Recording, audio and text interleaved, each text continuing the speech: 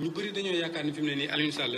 xaalisam ci pétrole bi jeex na ndax jaay nañ li mu amoon njuumte gu rëy rëy la ndax ba fi mu ne nii Aliou Sall ak Timis donte jaay nañ seeni licence waa Cosmos ak waa BP waaye fexe nañ ba des ci ba bërigo pétrole bu génnati ci teen yi nga xam ne ñoom lañ yoroon licence yi ñoom dinañ ci am muy ay milliards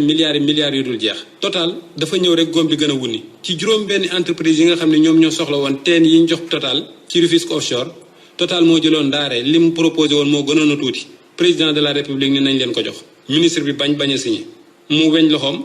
dàq ko ci gouvernement bi signé ak Total. te am na ay nit ñu def ay calcul ni fukki junni milliards ak ñett Sénégal mënoon na koo gagné ci xaalis ci yeneen offre yi nga xamante ne nii ñeneen ñi defoon nañ ko bu fekkoon ne jëluñ Total. intérêt national la ministre bi doon sàmm président de la république moom daa mel ni li ko gënoon a yitteel mooy sàmmal tubaab yi seen intérêt bopp ñoom ñu coloniser woon. te njabootu njiitu réew mi nekkul foofu rek lañ yem ci nit ñiy lëmbee réew mi jamono ji gannaaw rakki njiitu réew mi rakki soxna si njiitu réew mi ministre des finances Amadou Ba ni muy pasaree ci suuf si ñëpp xam nañ ko. moo jox rakku soxna njiitu réew mi Adama Faye terrain bu yaatu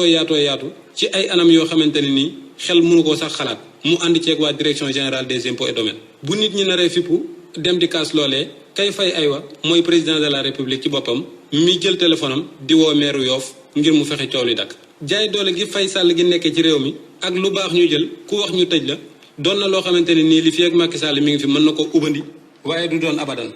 moom mi nga xam ne nag daf doon xeex boobu ba léegi ngir lépp leer lépp jaar yoon fi mu ne nii